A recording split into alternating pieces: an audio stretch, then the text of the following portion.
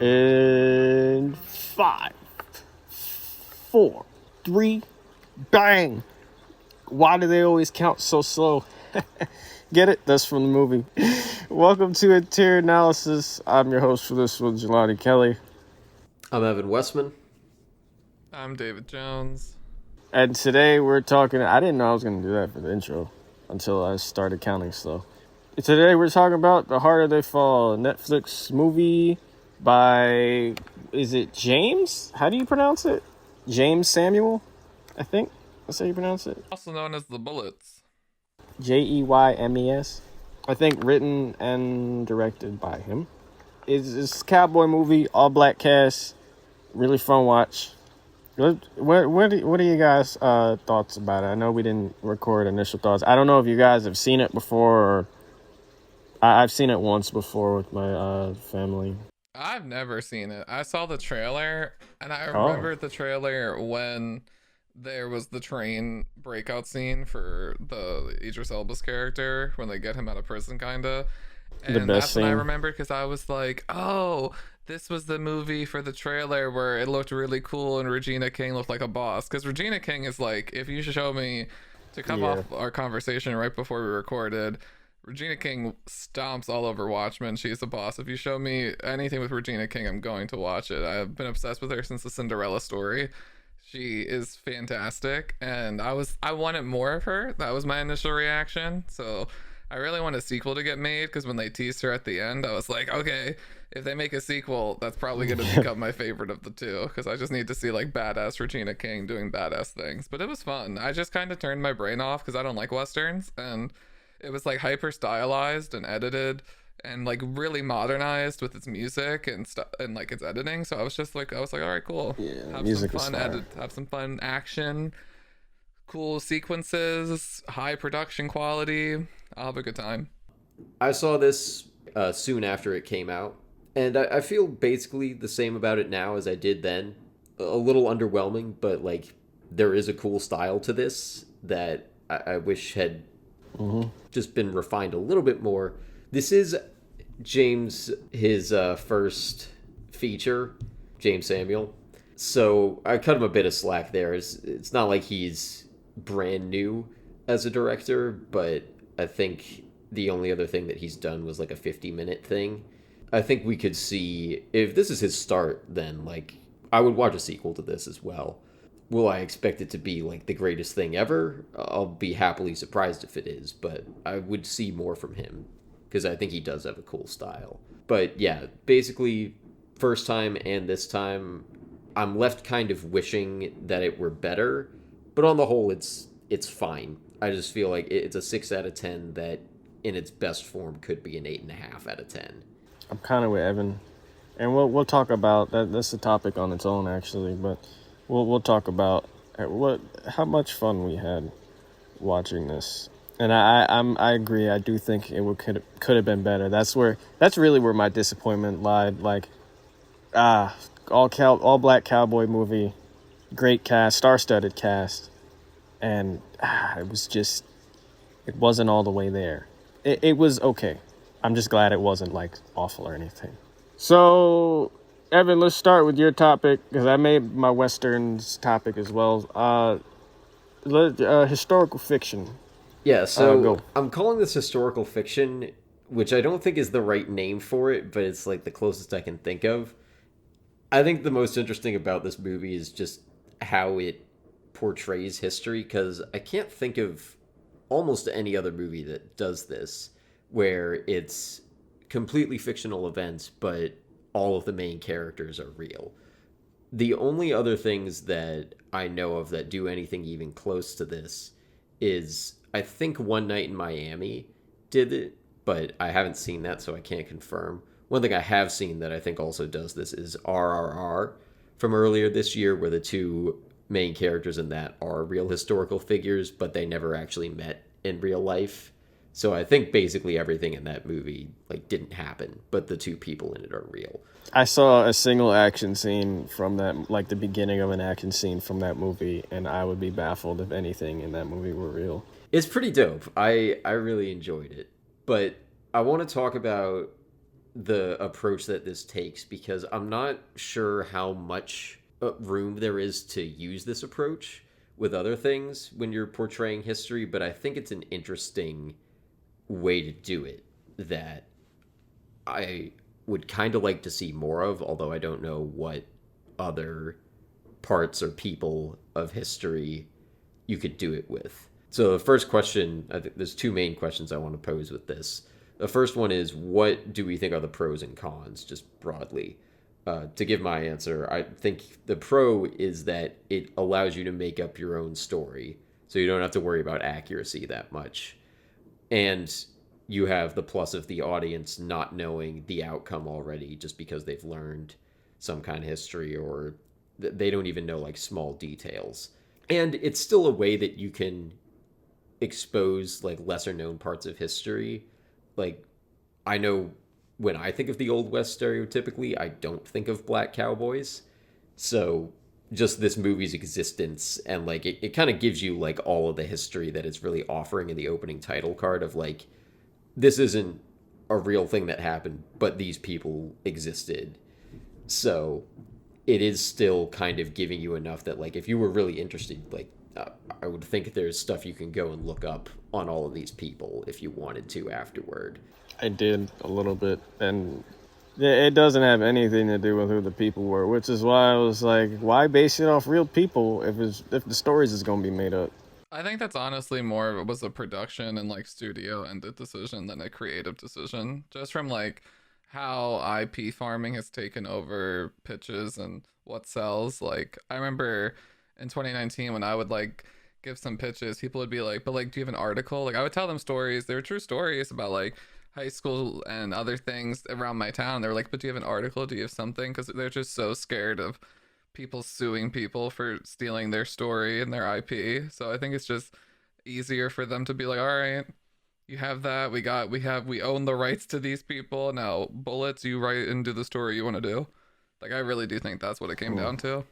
Well, and that kind of leads into the other question I was going to ask, which is there value to having these characters be based on real people, or would it be better if they were just fictional? It sounds like, Jelani, you think it's better if they were just fictional. Yeah, just make them up. So I don't know if you want to go into that more. No, not really. Just make them up. I don't see the point in making a fictional story about real people when it really doesn't have anything to do with those real people or what they did. I looked up just Nat and Bill, because Cherokee Bill was my favorite. But I just saw that Cherokee Bill was an outlaw, and that was pretty much it. I think Nat Love was born a slave and was a cowboy at one point, and that was really it. So maybe there's not a whole lot to go off of anyway, so they kind of had to make it up. Their Wikipedia pages are very small, yes. So maybe it was more by necessity than anything else. Possibly. But honestly, because like, how many other Western movies that people just made up? You could just made them up. I don't see a significant difference. Maybe it's just to point eyes at the fact that there were black cowboys, because like you said, maybe like not a lot of people know that, so that could be the point. Yeah, I think that was the point, and honestly, to me, that's enough justification. Mm-hmm.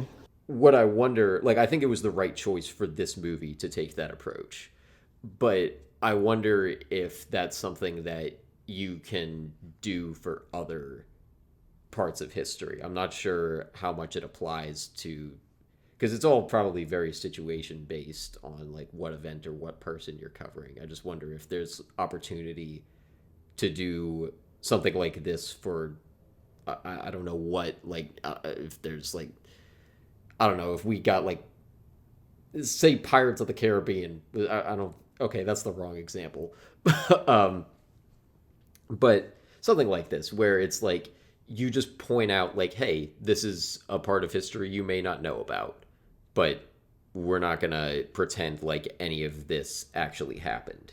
I think it's a cool idea. I don't know. I don't know of any other parts of history this could work for. I don't know if you guys do. I mean, that's kind of like a weird subgenre of like the revisionist history that we're seeing that's like getting really popular. So what are other examples of this? Because aside from the two that I've listed, I don't know of any others. Theater-wise, the most prominent was Hamilton with its casting. That was just to let people know, like, hey, it wasn't just all white people there. And then cinema-wise, Tarantino's really enjoyed it with Hateful Eight and Once Upon a Time in Hollywood. And then a lot of people really enjoy Bridgerton. And I think there's a few other examples. I'm not really one for historical fiction. I just like pure escapism. Is Inglourious Basterds one? Yeah. I would slightly push, like, not to discredit, like, the quality of any of those things. I don't know that they actually fall into the same category as this, because with Hamilton, those are people, like, every American has heard of George Washington, and probably several other major characters in Hamilton. Well, yeah, I understand that you're saying, like, there isn't anything documented about these individuals, but at the same time, this film doesn't pretend to be doing anything about these individuals that is historically accurate, which a lot of these programs will say they take their own liberty, so they are within the same category. Like The Crown too, before each episode of The Crown, they're like, this is a dramatization, these scenes did not happen. And it's just like, there's just less to work with, but it's the same category. I guess so. I guess if you broaden it out from what I was talking about before with my two examples. That's why your thing is so niche. It's like a subgenre of this revisionist history, because you'd have to pick somebody who has some significance in the zeitgeist, that their name is remembered and written down, but also none, so that you can't find anything about them. Yeah. And that is such a niche. It's like, well, what else is there? Especially under revisionist history, because history itself implies that enough was documented. That's fair. That's fair. It is a very specific thing that I'm looking for. So that who knows if this is something that can really be duplicated. In any case, I think it's cool. But again, like I think it's not completely different, but it's fairly different in its identity to like the Tarantino revisionist history things that you're talking about, because for one thing, like everyone knows about World War II. That's why I do want to say this, because I do think that's some of the power to revisionist history, and I think this film allows for that too. It's just less impactful because we aren't as familiar with the big moments. Like, obviously, when he kills Hitler or when Sharon Tate doesn't die, these are huge moments that we are all more familiar with because we just know about them more. And I think that's really the power to revisionist history, is just like being able to reclaim the narrative to something that we would have wanted to see, or what should have been seen, where justice wasn't served. Yeah, I think that is a power of it. I wish somebody that wasn't Tarantino, who actually gave a shit about like doing something. So you wish 80% of these films weren't feed pics? That's crazy. Evan. Yeah. Why would you wish that? Well, for one thing, feet don't do it for me like that, and for another, I just have issues with Tarantino. Then you hate House of the Dragon. Even though I do like Inglourious Basterds, I think that's one of his easiest to enjoy. Anyway, like I think this movie has a cool identity. Do we see any downsides to taking this approach? People thinking any of this shit is real. Oh, you think people will walk away from it like assuming it is history? Yeah, or citing the movie. Yeah.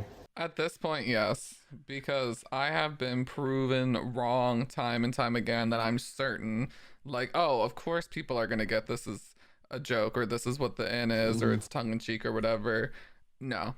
Like, even back to when we did The Boys, and, like, you guys were telling me, like, people really, when they were cheering on Homelander, like, some people really were like, yes, Homelander also in real life, and I was or like, the Blue crazy. Hawk scene. That is actually they were understanding crazy. Blue Hawk to a point.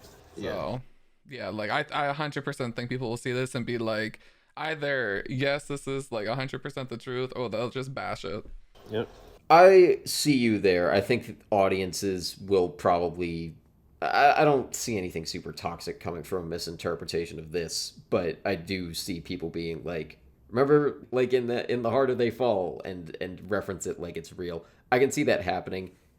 However, I will say, I think from a creative standpoint, they covered their bases here in saying, like, this didn't happen. They literally spell that out in the beginning. So any misinterpretation there, I think, is completely the audience's fault. Evan, you'd be surprised at the stupidity humanity is capable of. I'm not saying I don't expect it to happen. I'm saying you can't blame James Samuel for that in this case. Oh no, he did his best, because that's why I'm really of those two minds where like I'm half my mind on with Jelani, because as the writer and creative, it's like why add this fluff of like this has to be like about real people, because I hate that too, especially as someone who loved horror and growing up in the early 2000s and seeing every horror movie be based on a Oh true event, and God. it wasn't. Like that's just what they said to get a hook in, and it's like why can't we just have good original Right. content? And but then I'm on the other mind of like this is like you said, a first time director. This is his first real feature screenplay too, which is bangers for both. He did great.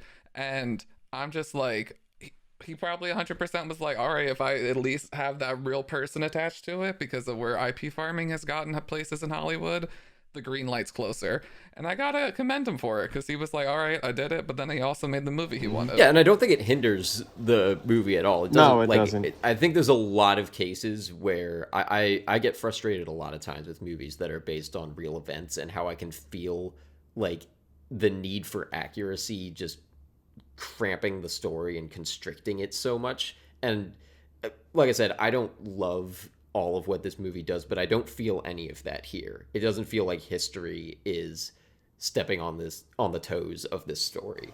Yeah. So I like this approach for that reason. And also I think it's just he saw an opportunity to be like, hey, this is a part of history that I can like lightly educate people about, and he took it.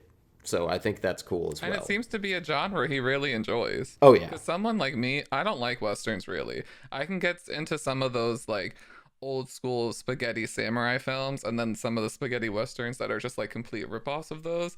But most Westerns are really hard for me to get into, but I like this film. And I think it's because the person who made it loves these genre and understands this genre and made something that was fun for people who maybe don't like the genre. And like his love for it came through in the filmmaking. Well, do we want to transition into Westerns then? Yeah, Westerns is my topic. I haven't seen a whole lot of Westerns or modern Westerns, but I can surmise the tropes being used based off of what I've seen in just media over the years, and memes and all sorts of stuff, all sorts of forms of media. So I wrote a couple of these down myself, and I looked up a couple. Revenge is a big old one. I found a lot of Westerns. The town being captured that needs to be saved. The mysterious stranger walking into that town. Robbery, that's very common. The capture of a woman. The spineless sheriff. Fastest in the West, and the showdown, of course. The biggest, the big boy. The biggest one. The tropes are never bad. I think that's what draws people to Westerns in general. That's what makes them Westerns. They're never bad as long as they're done right, I should say. And I think it's better when it's subverted. So maybe this is... I like when tropes are subverted, though, so that's just me. That's just a personal thing. I don't know if I can give an example of where the tropes were subverted for a Western movie. I mean, Cuffy as a character is literally the entire subversion of every trope, and that's why she's my favorite character. Okay. Like, Cuffy would not exist when the golden age of Westerns were made, Cuffy would not be in that movie. But Cuffy is like a giant middle finger to all of that, while exemplifying the tropes to like the highest degree. Well, there you go. Cuffy. So maybe that's this non-subversion, aside from Cuffy, I didn't even consider Cuffy as that. Why I didn't enjoy it as much. I don't think, well, now we know Cuffy. Anything aside from Cuffy was subverted, other than Mary fighting Trudy as well. I don't think we would have seen that back then. But I don't know that that's subverting a trope. That's just like not a conventional thing. I don't feel like it's sending up anything specific from Westerns. Although it is, I think it's a cool thing to add. I don't feel like it's super dealing in genre there. Mm-hmm. So just, I don't know why I wrote it, but just a list of Westerns I've seen that I can recall. Django Unchained, Hateful Eight, Rango, LOL, Logan, The Good, the Bad, the Ugly. That's really about it. I'm sure there are others that are like Western adjacent that I've seen, but those are some of the bigger ones. So really the only classic Western I've seen is The Good, the Bad, the Ugly, I think. I'll shout out 3:10 to Yuma. That's my favorite Western. Same director as Logan, also. Oh, word. Christian Bale and Russell Crowe. Yeah, in terms of genre, I think this does pretty well. It certainly checks all the boxes to qualify as a Western, but I don't feel like it's doing the genre tropes in a played out way. Like, this feels fresh. It doesn't feel like it's copying anything. So in that sense, good job. And I agree with you guys on like where the couple spots where we can say the tropes are subverted. But certainly subverting tropes does not seem to be a top priority for this movie. Yeah, and that's fine. No, if anything, I think it leans into them. Yeah. Right. Like, especially the moments I enjoy the most, like you were listing off, like, I didn't think about it because I'm not that big of a Western person. And, like, most of my Westerns, like, the most Westerny probably is High Noon that I've seen.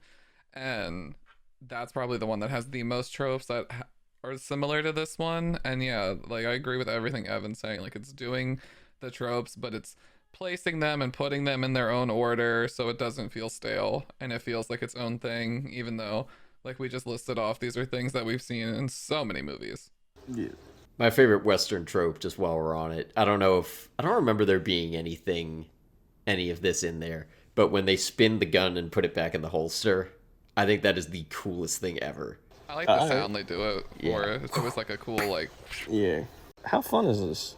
David, your topic? I mean, yeah, this is more, I guess, just like an open discussion we can have, but I've seen it once. I had to sit and see it in 2 sittings because it's a little long.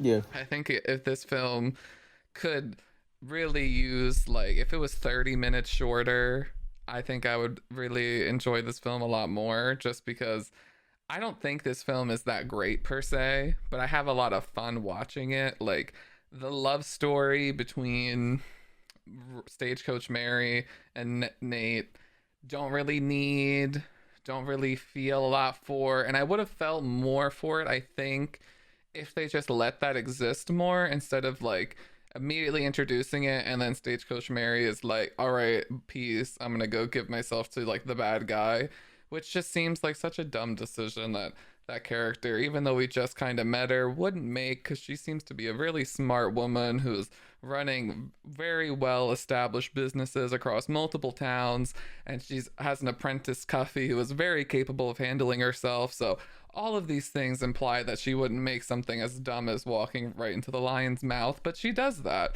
And there's just situations like that like kind of take me out of this film, but I have a lot of fun still just with like the bad guys, Cherokee Bill, Regina King's character. I just like the bad villainy westernness of it all, and like when those moments were happening, I was having a good time. But I would be remiss if I said that I wasn't scrolling looking at like my Netflix bar like when I was in like a Nat Stagecoach scene, like, all right, when are we gonna get to the other gang? Okay, 5 more minutes, let's go. Come on, 5 more minutes, let's go. I want to see some badassery. Oh, and the brother stuff. I didn't need him to be his brother. Agree. I could have just had it been, I'm avenging my parents, you killed them, you bastard. I didn't need this whole revelation family thing. I think that was too much. I was not a fan of that either. It doesn't ruin it, but it really doesn't need to be there. Yeah. Best scene for me in the movie, the train break scene. When they robbed them. That shot of Bill drawing his gun and the arms with the guns appearing behind him and aiming at the passengers, that was sick. I was like, that's definitely a trailer shot. It looks so cool, though. Everything about that scene I love. Like, if that scene, if that energy was the whole film, I would have enjoyed it so much more, because just their presence, the editing of it, the way it's shot, the writing, and then they go into that split screen moment, and then they get them to drop the guns, and then it's like, all right, he comes out and he just tells them who we're gonna kill and who's gonna live, and then the music kicks in and the editing kicks in. Yeah, it's beautiful. And then it just ends it with everybody but him, and then they just go off. That was so cool. Trudy's impatience, and then contrasting Cherokee Bill's, like, what's the word? He's like thinking logical throughout the whole scene. Like I think he's trying to hold back, but he's ruthless when need be. And I really like their contrast before even Rufus Buck comes out. So that was, man, everything about that scene just made it so cool. And it was their introduction, which is crazy. For me, I didn't really need a whole lot of the music in that scene is so good. Yeah, that too. Like Like when the they're music like they is. see the train and then they're like, all right, let's go, and then they're riding and you get that wide landscape shot and you hit the music and you're like, okay, this is vibes, and then it's the editing of that music when it stops when they get into the train and then Oh it yeah, starts up again. It's so hype. yeah, yeah. And there's something about the main two. Their energy when they're just talking down to the passengers, and you could feel not hyper, but just like the raw ruthlessness of Trudy in that scene, because she looks like she's ready to kill everybody on the train, if not for Bill, pretty much being the mouthpiece. Even him, he's like there to teach certain people a lesson, and then by the end they just murder everybody. It was so cool. For me though, I didn't really care about a lot of the time spent on Nat and Mary's relationship at the beginning. Like that was, as much as I love Zazie Beetz, I didn't really see the point. I'm with David. Like, I don't think I needed as much time with Nat's gang as we had. Like I don't really think I was rooting for them. Like, I just wanted Cherokee Bill to live by the end. That's all I cared about, and he didn't. So that sucked. But at least Trudy lived. Regina King lived. Yeah, I think it would have been a better movie if we would have gotten more time with those villains. I think maybe that's where my head is at. Evan, you have anything to add? Yeah, so I agree with several of the things you guys have said. Cherokee Bill's the coolest character in this. I was more okay, I guess, with the, like, seeing the Nat Love gang. Like, that was... it wasn't anything great, but I was fine with it. I think you guys have both kind of said something to the effect of, like, this could have been cooler, and I feel like where I feel it being a hindrance for me is, like, I love what it's going for, like the opening title sequence, the train scene that you guys are talking about. Agree with you there, like those are really cool. And like as soon as this movie started, I was like, oh, this feels like it could be the best Tarantino movie ever. Doing cool style revenge plot. Like, it's got a lot of Tarantino elements, badass characters, and like a lot of scenes that are like trying to do his tension thing. But it's I think it's mostly the tension thing where it falls off and doesn't do like I said earlier, I have issues with Tarantino, but like there are some craft things that I think he's excellent at. And I feel like this didn't quite do them. Like, if it was trying to imitate Tarantino, it didn't nail it in that sense. Because there's a lot of moments in this where I'm like, this is cool and I'm into it at first, but then it kind of overstays its welcome, and then my mind wanders and I'm like not into it. So I feel like if there was just a little bit better like in-scene pacing. David, you said this movie could be 20 or 30 minutes shorter.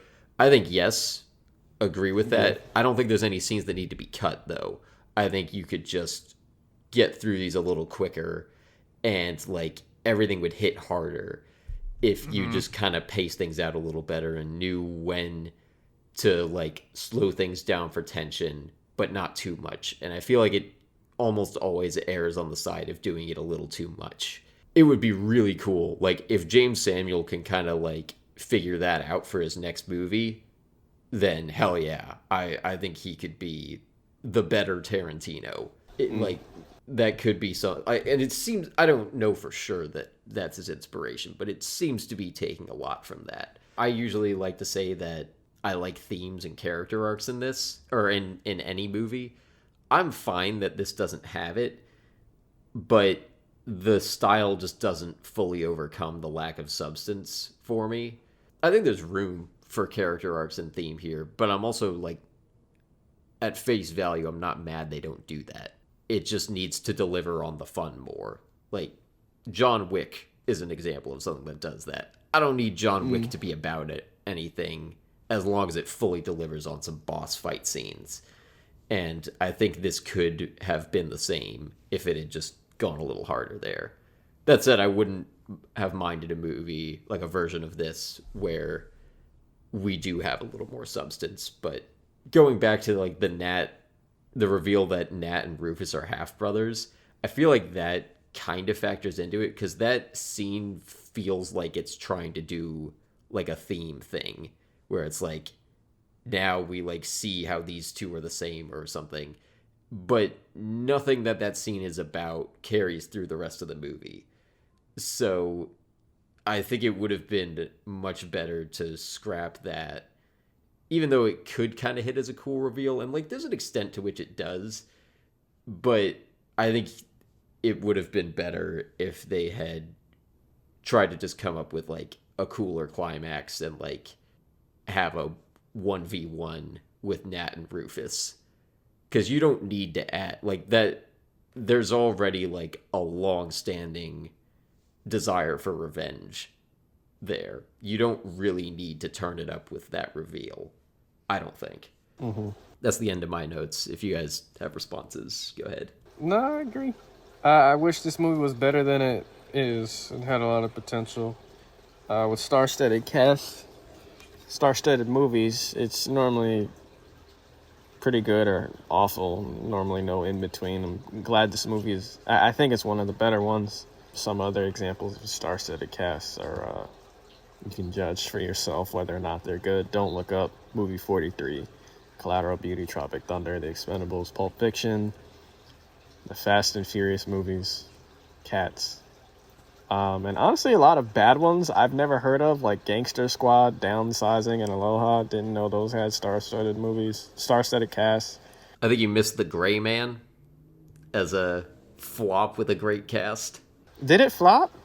Chris Evans, I think Jessica Henwick. It Gosling. sucked. I don't know how it... I mean, you can't really judge financially because it's Netflix, but right now it sits as worst movie of the year for me when it could have been excellent. Who else is in it? Ana de Armas. Ana de Armas. Bridgerton I forgot. Dude, Jessica Henwick. Yeah. I feel like there's another couple that I'm forgetting. Was that the Russo brothers film? It could have been so good. It could have been better. Garbage. I don't think it's garbage. I think Chris Evans carries it when he's in there, but other than that... That's fair. I hated it. Right now, it's the worst movie of the year for me. Damn. Okay. I agree with what you're saying, though, about, like, you know, I love seeing an ensemble cast, like, of big stars, but that doesn't guarantee a hit. But it's always great when it is as good as the cast that's in it. Is that it for how fun is this? I have like an other topic section I just wanted to address as well. I'm good. David, this was your topic, so I don't know if you wanted to close it out with anything. Don't watch this movie. Don't watch it. All right, and we're on to the next. But you just said that was... All right. Cool. It's too long. It's too long. Just watch it. Yeah, maybe watch it on like watch like a 1.25. YouTube video of like all the gang. Like, look up like whatever that gang's called. And just like watch the YouTube clicks. You can do that. Yeah. Or just look up the train scene and watch that. That's the film. Or like a Cherokee Bill compilation. Or play it in the background on Netflix and support James Samuel at least, so we get a sequel. Yeah. Do that. Yeah, because I do want to see more James Samuel. I'd like him to like take a couple lessons from this go around. But I'll see his next movie. Play it in the background at least if you don't care for most of it, and just wait for the stagecoach scene, and then like anything with Cherokee Bill and Trudy Smith. So for my other thing, sorry this comes out of nowhere, but not really. I really appreciate the N-word not being used in this movie. At least I think it wasn't. Like I feel like it could be so easy to throw in, but it makes the movie that much better for not doing so in my eyes, especially with an all-black cast. There's several shows and movies that throw it in for the sake of quote-unquote realism, but I've never been a fan of that decision. Pretty sure it's used a lot in The Chi. Atlanta is another show that I actually enjoy, but it's used a lot in that show as well. Yeah, that's really all I wanted to add. Like I'm so glad it wasn't.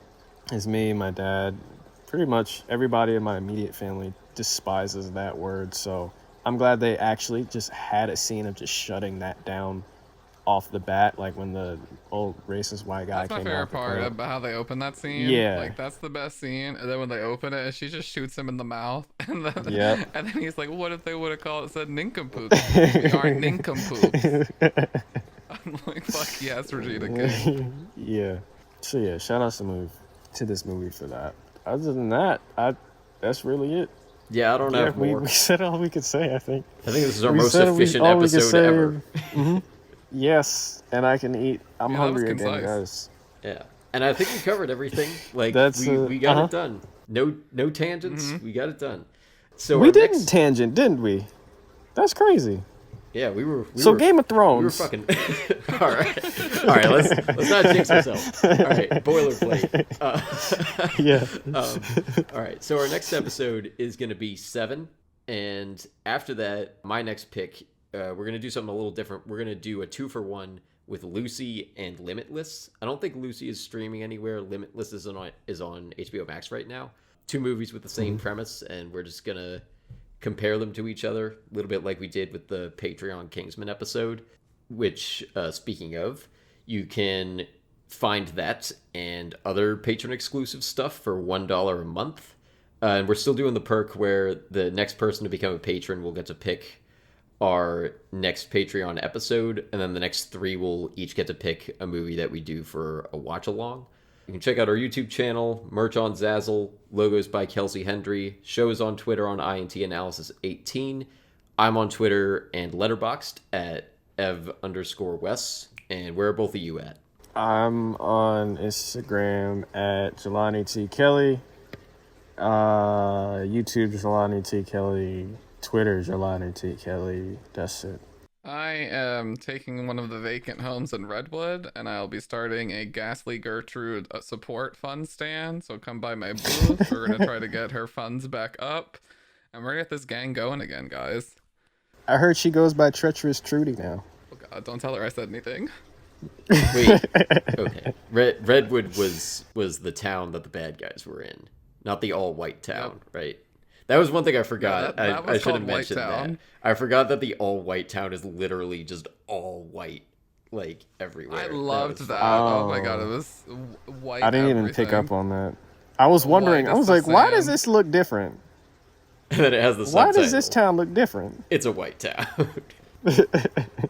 But yeah, guys, thanks for listening. Anybody new? If you don't join the Patreon, I'm gonna find your address. Please don't threaten that. I'm surprised we. I'm kidding.